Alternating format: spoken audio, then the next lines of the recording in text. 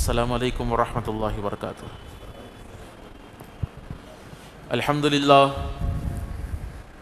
الحمدللہ قادر الرزاق اللطیف، الصلاة والسلام علی حبیبہ المصطفیٰ المرتضیٰ والمجتبیٰ وآلہ واصحابہ اجمعین، اما بعد فاعوذ باللہ من الشیطان الرجیم، بسم اللہ الرحمن الرحیم۔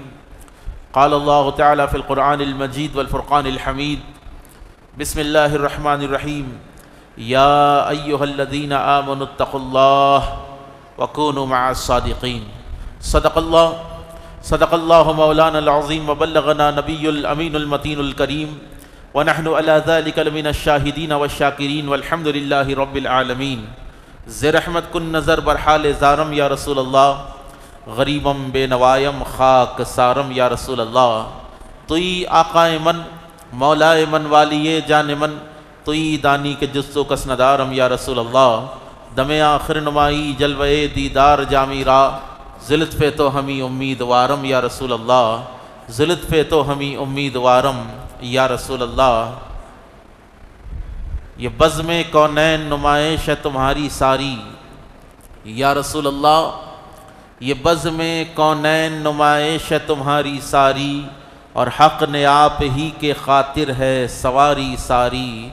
یا نبی آپ بنا دو تو محشر میں بن جائے گی، یا نبی آپ بنا دو تو محشر میں بن جائے گی، ورنہ بگڑی ہوئی باتیں ہیں ہماری ساری، ورنہ بگڑی ہوئی باتیں ہیں ہماری ساری۔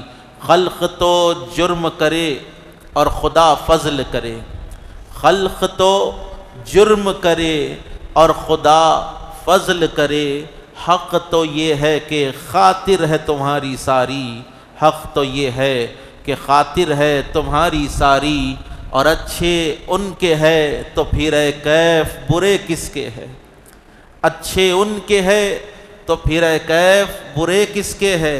اپنی امت ہے محمد کو پیاری ساری، اپنی امت ہے محمد کو پیاری ساری، صلی اللہ علیہ وآلہ وسلم۔ ایک دفعہ عقیدت و محبت کے ساتھ درود شریف کا نذرانہ پیش کرے پڑے، اللہم صلی علی سیدنا محمد وعلی آل سیدنا محمد وبارک وسلم۔ اللہ رب العزت کا بے انتہا فضل ہے، اللہ کا کرم ہے، جس نے مجھے اور آپ کو امت محمدیہ میں پیدا کیا ہے۔ جو آیت کریمہ میں نے اپنے خطبے میں پڑھنے کا شرف حاصل کیا ہے، اللہ تعالیٰ قرآن مقدس میں ایمان والوں کو مخاطب فرما کر ارشاد فرما رہا ہے، یا ایہا الذین آمنوا اتقوا اللہ، اے ایمان والو تقوی اختیار کرو، تقوی اختیار کرو، وکونوا مع الصادقین، اور سچوں کے ساتھ ہو جاؤ، سچوں کے ساتھ ہو جاؤ۔ تقوی اختیار کرنا اور سچوں کے ساتھ ہونا۔ سب سے پہلے میں آپ کو بتاتا ہوا یہ چلوں کہ تقوی جو ہے دو قسم کا ہوتا ہے، دو قسم کا ہوتا ہے۔ ایک ہوتا ہے تقوی ظاہر، ایک ہوتا ہے تقوی باطن، تقوی باطن۔ انسان شریعت کی روشنی میں اللہ رب العزت کے احکام پر جب عمل کرتا ہے، شریعت نے جن چیزوں کو حرام کہا اس سے بچتا ہے، جو حلال کہا اسی چیز کو وہ تناول کرتا ہے، اسی چیز کا استعمال کرتا ہے، تو یہ اس کا، اور مباحات سے جو چیزیں جو ہے مباح ہے، جو چیزیں جو ہے جس چیز کے اوپر فتویٰ نہیں ہے، مثال کے طور پر آپ جھنگے لے لیجئے، اس کے اوپر علماء کا اختلاف ہے، کسی نے مکروہ کہا، کسی نے جائز کہا، کسی نے الگ الگ فتوے دیے۔ تو مسئلہ یہ ہے کہ جو تقوی کا معیار ہے وہ ایسی چیز جس کے اوپر کئی علماء نے کلام کیا ہے، اس چیز سے بھی انسان بچتا ہے۔ یہ کیا ہے؟ یہ ظاہری تقوی ہے۔ اور انسان جو ہے جس طرح اس کا جسم صاف ستھرا ہے، جس طرح اس کے اعمال صاف ستھرے ہیں، اسی طرح اگر اس کی روح بھی پاکیزہ ہو، اسی طرح وہ نفس کی شرارتوں کو بھی جو ہے کنٹرول کرتا ہو، نفس کو کنٹرول کرتا ہوا، نفس کو مارتا ہوا، نفس کو تابع کرتا ہوا، جی تزکیہ نفس کرتا ہے اور تصفیہ قلب کرتا ہے۔ تصفیہ قلب معنی، تصفیہ قلب کے معنی ہے دل کو صاف کرنا، دل کو صاف کرنا، دل کو صاف رکھنا۔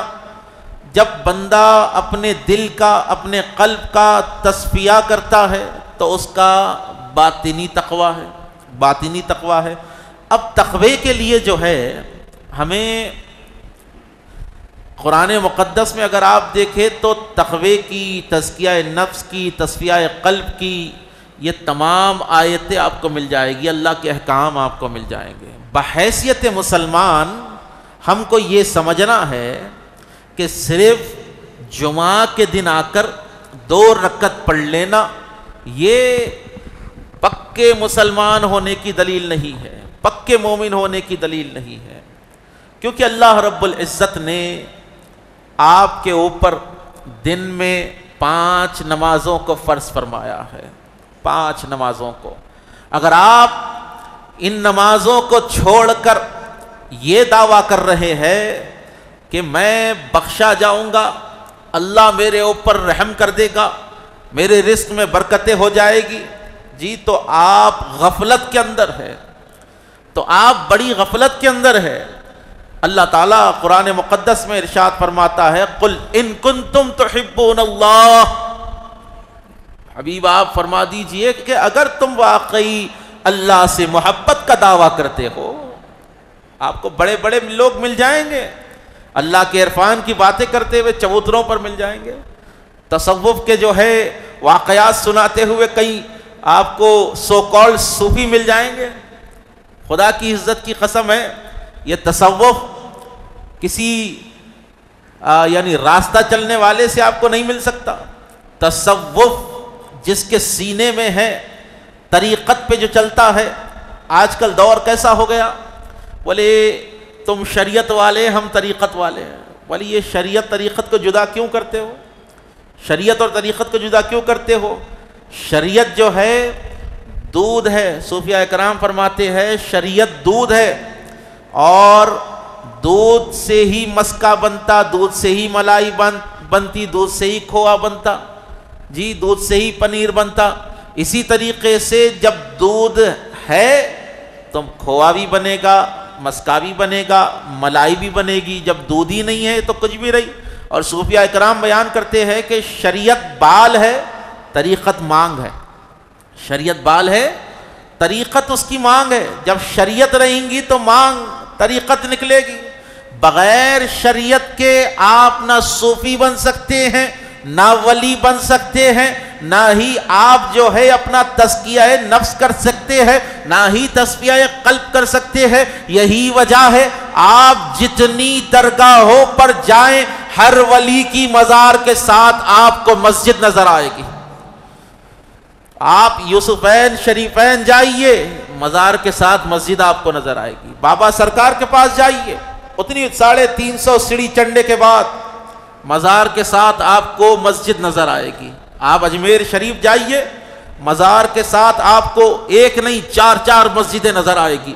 آپ بغداد شریف جائیے، آپ کو مزار حضور شیخ عبد القادر جیلانی غوث العظم سرکار کے مزار کے ساتھ ساتھ ایک نہیں 2 3 4 مسجدیں آپ کو مل جائے گی۔ آپ کربلا معلّہ چلے جائیے، امام حسین علیہ السلام کی مزار کے ساتھ آپ کو مسجد نظر آ جائے گی۔ آپ نجف اشرف جائیے، مولائے کائنات کی مزار کے ساتھ آپ کو مسجد نظر آ جائے گی۔ آپ مدینۃ المنورہ جائیے، سرکار کے روضے اقدس کے ساتھ آپ کو مسجد نظر آ جائے گی۔ تو یہ درگاہیں یہی پیغام دے رہی ہے کہ دیکھو ولایت کا حقیقی جو منبع ہے وہ اللہ کی مسجدیں ہوا کرتی ہے، اللہ کے دربار ہوا کرتے ہیں۔ آج آپ خود کو صوفی کہنے کے بعد، آج آپ خود کو سنی کہنے کے بعد، آج آپ خود کو جو ہے مسلمان کہنے کے بعد، مومن کہنے کے بعد، اگر اللہ کے حکم پر پابندی نہیں کر سکتے، اگر آپ نماز نہیں پڑھ سکتے، تو آپ نہ صوفی ہو سکتے ہیں، نہ سچے سنی ہو سکتے ہیں، نہ سچے مومن ہو سکتے ہیں، نہ سچے مسلمان ہو سکتے ہیں۔ اپنا تزکیہ کیجیے آپ، کہ ہمارا قول کہاں پر جا رہا ہے اور ہماری زندگیاں کہاں پر جا رہی ہے۔ دیکھو قرب قیامت کا دور ہے، قرب قیامت کا دور ہے، لوگ مر رہے ہیں، حادثوں میں مر رہے ہیں، جی بڑے بڑے کروڑ پتی لوگوں کو جو ہے مار دیا جا رہا ہے۔ ہندوستان کے واقعات آپ دیکھیں، ختم کر دیا جا رہا ہے۔ کیا چیز کی کمی ہے ان لوگوں کے پاس؟ لیکن موت لگی ہوئی ہے، غریب بھی مر رہا ہے، امیر بھی مر رہا ہے، بیماریاں عام ہو چکی ہے، نوجوان لوگ مر رہے ہیں، 25 سال کے بچے، 35 سال، 40 سال، جی 50 سال کے باہر تو اکثر لوگ جا بھی نہیں سک رہے۔ اللہ تعالیٰ ہم تمام کو صحت و عافیت عطا فرمائے، اس کی عطا کی، اس کے فضل کی زندگی عطا فرمائے۔ تو دیکھیے موت جو ہے یہ یقینی چیز ہے، یہ موت یقینی چیز ہے، امیر کو بھی آنا ہے، غریب کو بھی آنا ہے۔ اور سب سے بہترین آخرت کا جو توشہ ہے نا وہ تقویٰ ہے۔ کیا ہے بولو؟ تقویٰ ہے۔ آخرت کے اندر اگر کوئی چیز کام آنے والی ہے تو آپ کا تقویٰ کام آنے والا ہے۔ تقویٰ کیا ہے؟ تقویٰ کیا ہے؟ اللہ تعالیٰ کے احکام پر پابندی کرنا، اللہ تعالیٰ کے حکم پر جو ہے اپنی زندگی کو گزارنا، شریعت مصطفیٰ پر اپنی زندگی کو گزارنا، حضور نبی کریم علیہ الصلوۃ والسلام کی سنتوں پر عمل کرنا، تب جا کر جو ہے آپ کو ٹیگ لگے گا کہ یہ سنی ہے، یہ صوفی ہے۔ تصفیہ قلب نہیں ہوا آپ کا، تزکیہ نفس نہیں ہوا آپ کا، بس زندگی گزر رہی ہے، بولے میں مسلمان ہوں، میں مسلمان ہوں، میں مسلمان ہوں، سرکار مجھے بخشا لیں گے، میدان محشر میں شفاعت ہوگی۔ خدا کی عزت کی قسم ہے، اگر کوئی انسان ساری زندگی بھی نماز پڑھتا رہے، اگر کوئی انسان پوری زندگی شریعت پر عمل کرتا رہے، وہ اپنے عمل سے جنت میں جانے والا نہیں ہے، وہ بھی اگر جنت میں جائے گا تو رسول اللہ کی شفاعت سے جائے گا۔ کوئی اپنے عمل سے نہیں، اللہ کے نبی علیہ السلام نے ارشاد فرمایا کوئی اپنے عمل سے جنت میں نہیں جائے گا، جنت میں وہی جائے گا جس پر اللہ کا فضل ہوگا، جس پر اللہ کا فضل ہوگا، اور فضل سرکار دو عالم علیہ السلام کی شفاعت کا نام ہے۔ تو آج میں آپ کو بتانا یہ چاہتا ہوں کہ دیکھو سرکار دو عالم علیہ السلام کی شفاعت تو مومنین کے لیے ہے، عاشقوں کے لیے ہے، لیکن ذرا سوچئے جب میدان محشر میں سرکار دو عالم کا سامنا ہوگا، آپ کے نام اعمال میں گناہ ہی گناہ ہوں گے، جی آپ کے پاس کوئی نیکی نہیں رہے گی، آپ تو بڑے فخر سے یہاں پر بول رہے ہیں کہ سرکار بچا لیں گے۔ ارے ذرا سوچو وہ وقت جب سرکار کے سامنے تم کو لے جایا جائے گا، سرکار دو عالم علیہ الصلوۃ والسلام کے روبرو تم کو کھڑایا جائے گا۔ حضور اگر یہ ارشاد فرما دے کہ تو نے میرا کلمہ تو پڑھا تھا لیکن تو نے میری شریعت پر عمل کیوں نہیں کیا، تو خود کو میرا عاشق کہتا تھا، تو نے میری سنتوں پر عمل کیوں نہیں کیا، تو سب سے بڑی رسوائی وہاں پر ہوگی۔ کیا ہم آقا پاک علیہ الصلوۃ والسلام کو دیکھ پائیں گے؟ رسوائی ہوگی وہاں پر۔ تو بہتر یہ ہے کہ اپنی زندگی کو رسول اللہ صلی اللہ علیہ وآلہ وسلم کی شریعت کے مطابق گزارے۔ لوگ قبروں میں چلے گئے، آج قبرستان بھرے ہوئے ہیں، ان قبرستانوں میں انجینئرز بھی پڑے ہوئے ہیں، ڈاکٹرز بھی پڑے ہوئے ہیں، جاگیردار بھی پڑے ہوئے ہیں، غریب بھی پڑے ہوئے ہیں، بڑے بڑے بادشاہ بھی قبروں کی غذا ہو چکے ہیں، بڑے بڑے سیاستدان قبروں میں جا چکے ہیں، لیکن خدا کی عزت کی قسم ہے آپ دیکھیں قبر کے اندر اگر کوئی چیز کام آنے والی ہے تو یہ مسجدوں کی حاضری کام آنے والی ہے، یہ مسجدوں میں حاضر ہونا، یہ نماز پڑھنا، یہ ذکر و اذکار کرنا، یہ چیزیں کام آنے والی ہے۔ آج ہم اولیاء اللہ کی محبت کا دم بھرتے ہیں، بولے میں غوث پاک کا عاشق ہوں، میں غریب نواز کا عاشق ہوں، میں نظام الدین اولیاء کا عاشق ہوں۔ الحمدللہ ہم اہل سنت والجماعت ہے، اولیاء اللہ ہماری جماعت سے ہے، ہم اولیاء اللہ کے غلام ہیں۔ دیکھیے دعویٰ کرنا بڑا آسان ہے کہ میں پیران پیر کا عاشق ہوں، لیکن اس دعوے پر دلیل کیسے دو گے؟ اگر تم واقعی غوث اعظم کے عاشق ہو تو تم کو پیران پیر کی زندگی کو پڑھنا ہوگا اور غوث الاعظم کا جو عمل ہے اس عمل پر اپنی زندگی کو گزارنا ہوگا۔ اولیاء اللہ کا جو عمل رہا اس عمل کے اوپر اپنی زندگی کو تمہیں گزارنا ہوگا۔ آج تو تم ببانگے دہل کہہ رہے ہو میں ولیوں کو ماننے والا ہوں، میں ولیوں کو ماننے والا ہوں۔ ولیوں کی محبت جب ہی کامل ہوگی جب آپ اولیاء اللہ کے طریقے پر رہیں گے، اولیاء اللہ کے طریقے پر رہیں گے۔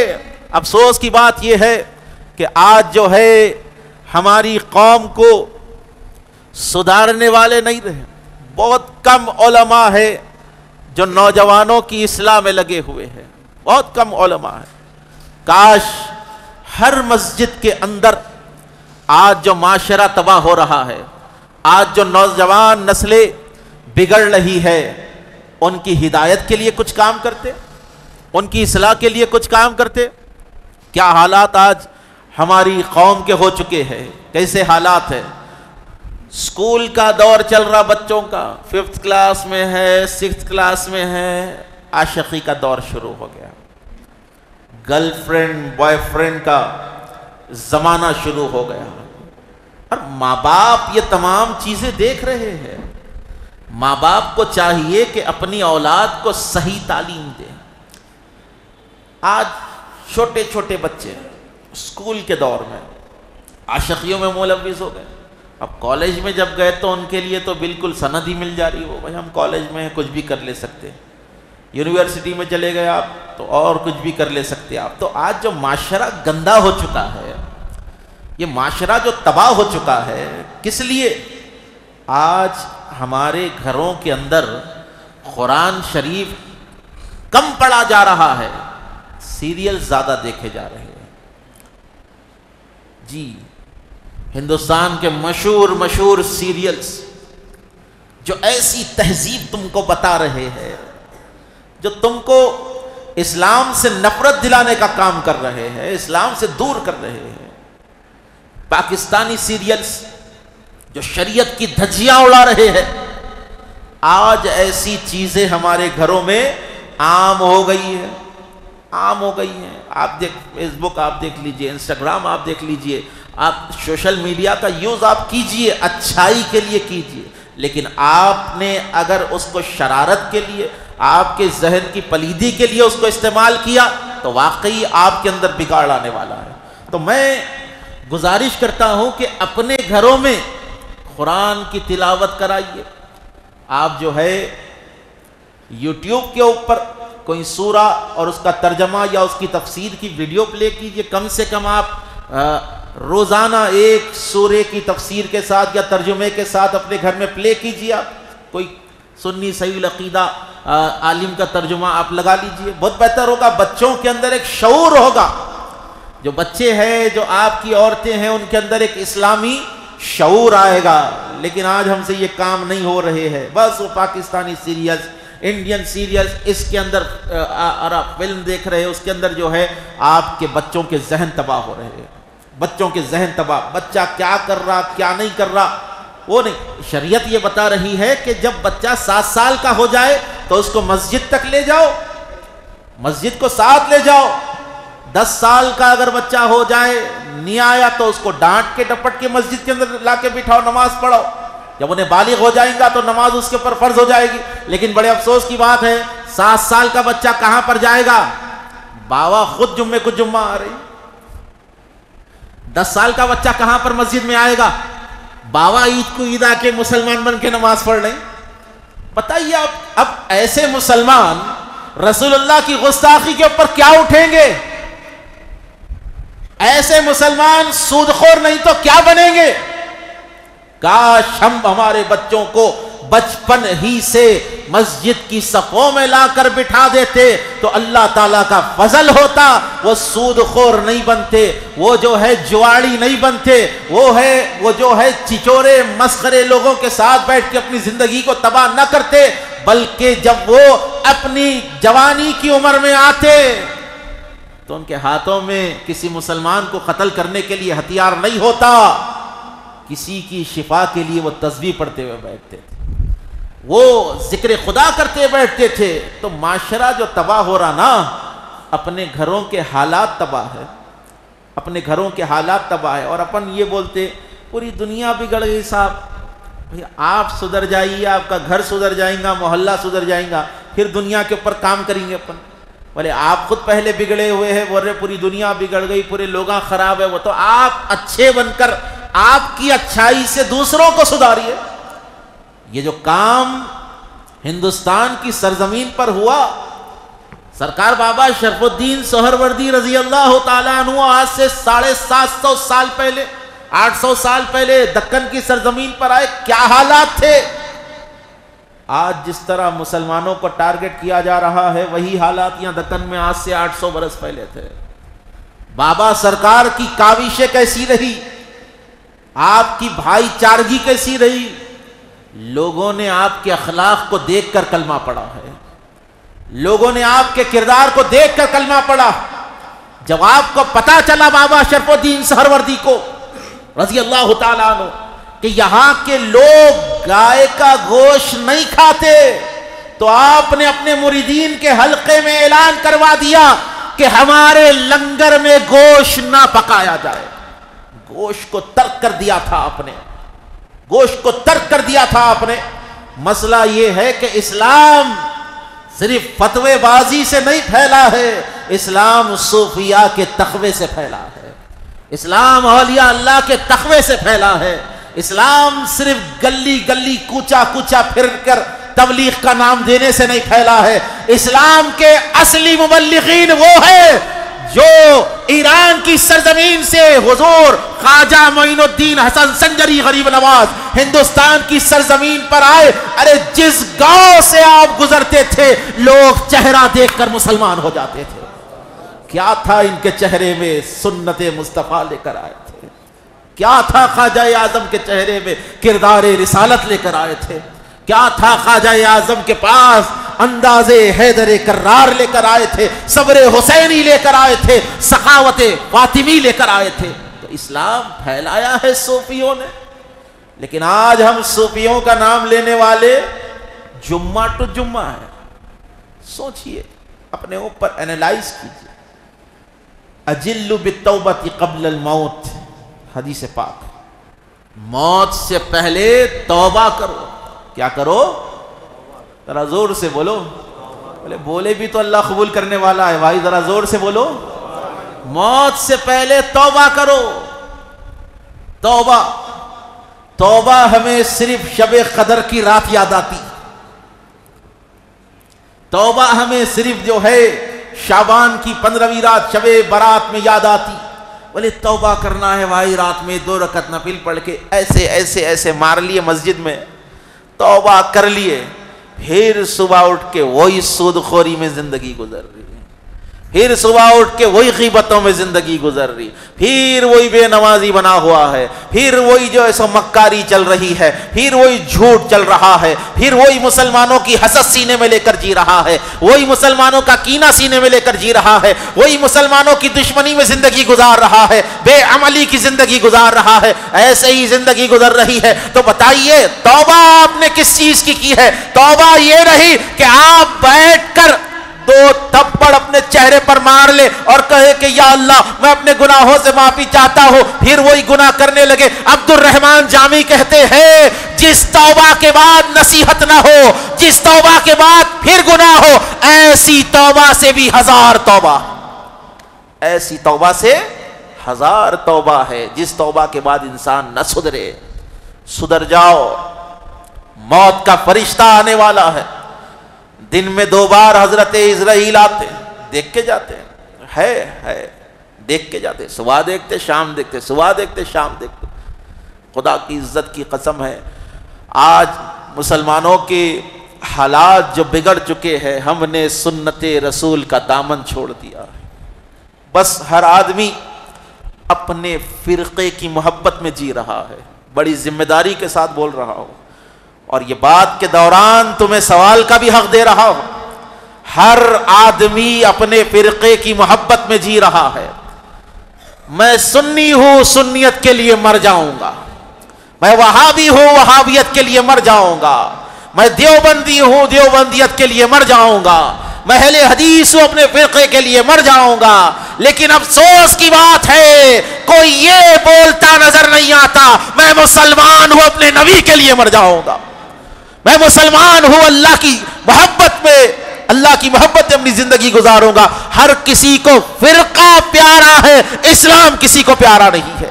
بس لیبل سے محبت ہو چکی ہے، لیبل لگا ہوا ہے. بس میں یہ ہوں، بس یہ کروں گا، یہ ہو یہ کروں گا، میں مسلمان، باقی سب کافر ہو چکے ہیں. ان چیزوں کو ہٹائیں. کون مسلمان ہے، کون کافر ہے، کون جنتی ہے، کون دوزخی ہے، یہ فیصلہ تو محشر میں ہونے والا ہے. یہ محشر کی باتیں ہیں، محشر پہ چھوڑو. جی وہ آدمی جس کا باطن خراب، وہ بیٹھ کر ممبر پہ یہ بول رہا کہ فلاں آدمی جہنمی ہے، فلاں کافر ہے. خدا کی عزت کی قسم ہے، آپ وہابی بھی ہو سکتے ہیں، دیوبندی ہو سکتے ہیں، کچھ سب کچھ ہم سنی ہیں الحمدللہ. لیکن سب سے پہلی چیز یہ ہے، ہم سنی ہونے سے پہلے لا الہ الا اللہ محمد رسول اللہ پڑھنے والے مسلمان بھی ہیں. اسلام کے نظریے سے دیکھو، اسلام کے نظریے سے آج جتنا بھی ظلم ہم پر ہندوستان میں ہو رہا ہے، یہ بلڈوزر جو ہمارے گھروں پر لگ رہے ہیں، کیا یہ سوچ کے لگ رہے کیا سنیوں کے گھروں کو توڑنا ہے، دیوبندیوں کی بلڈنگ کو گرانا ہے؟ جی بتائیے آپ، فاتحہ نہیں دیتے ان کا گھر لوٹ لو. جو حادثات ٹرین کے اندر ہو رہے، ٹرینز کے اندر مسلمانوں کے ساتھ کیوں ہو رہے؟ بولے فاتحہ کا کھلائے تو نہیں کھایا تو مار دیا اس کو. کیا کرے، مسلمان ہے ستایا جا رہا ہے. اسلام کے نام پر تم کو ستایا جا رہا ہے. تم مسلمان ہو اسی لیے تم کو مارا جا رہا ہے. تم مسلمان ہو اسی لیے تمہارے گھر توڑے جا رہے ہیں. تم مسلمان ہو اسی لیے تم سے تعصب کی نظروں سے تم کو دیکھا جا رہا ہے. تم مسلمان ہو، لا الہ الا اللہ محمد رسول اللہ تم پڑھنے والے ہو، اسی لیے آج تم کو مٹانا ان کا مقصد ہو چکا ہے. تو ایسے دور میں پولیٹیکلی تمام مسلمانوں کو متحد ہونے کی ضرورت ہے. تمام مسلمانوں کو پولیٹیکلی سیاسی طور پر اتحاد میں آنا ضروری ہے.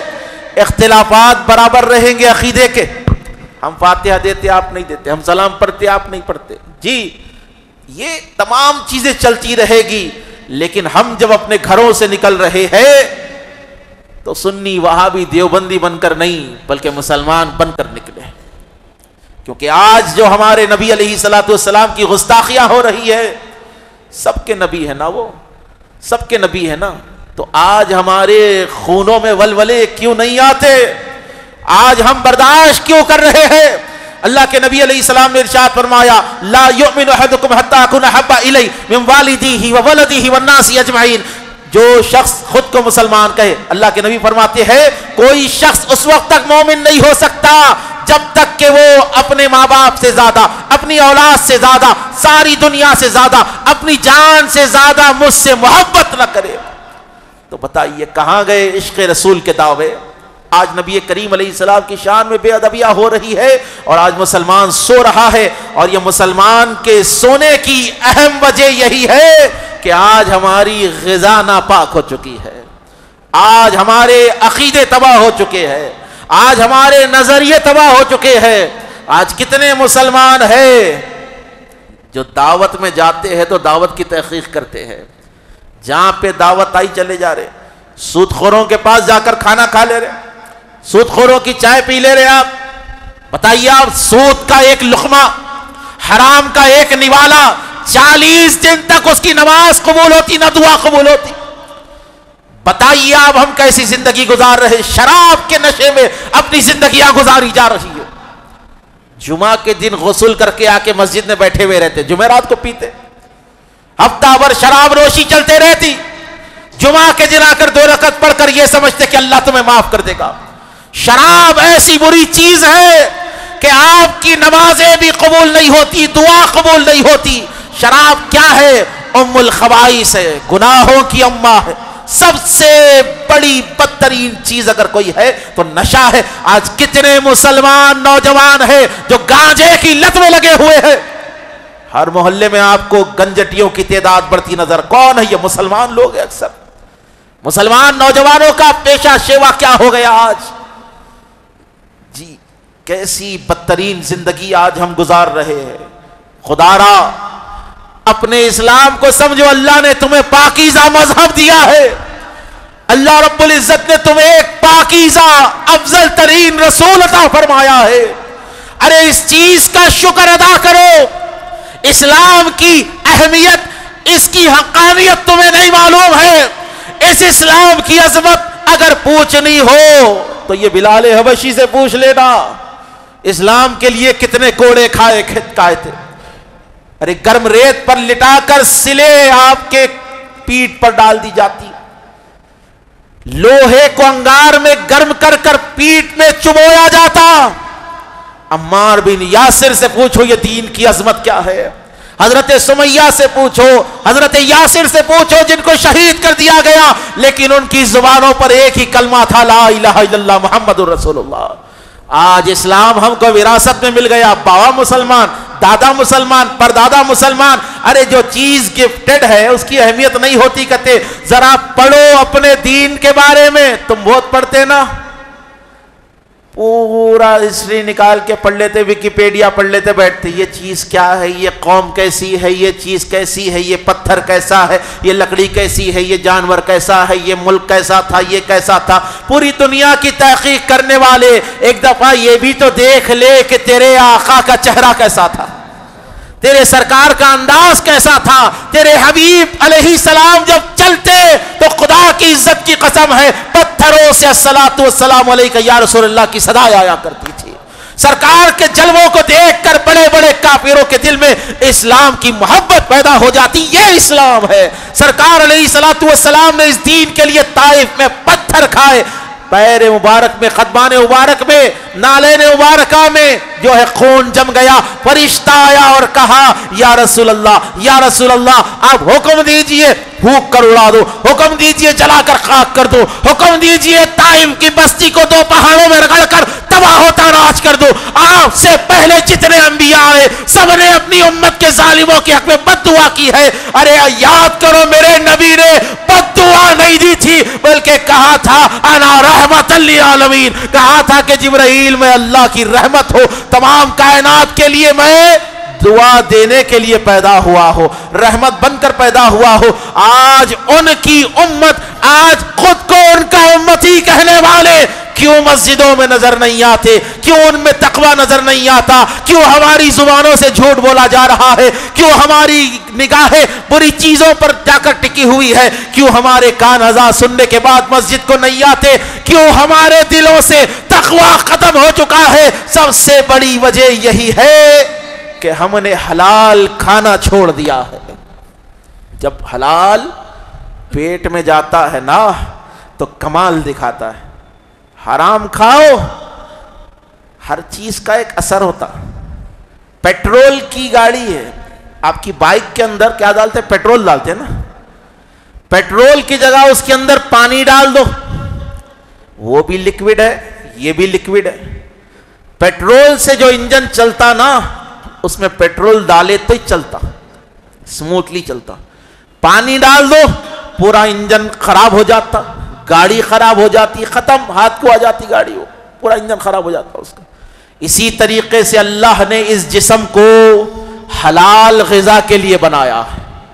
حرام کھاؤ گے تو جس طرح گاڑی کا انجن پانی سے خراب ہو جاتا، اسی طریقے سے حرام کھانے سے روح خراب ہو جاتی، جسم خراب ہو جاتا، پیٹ خراب ہو جاتا، ذہن خراب ہو جاتا، آپ کا نظریہ تباہ ہو جاتا. اب حرام کھاتے کھاتے ہوتا کیا؟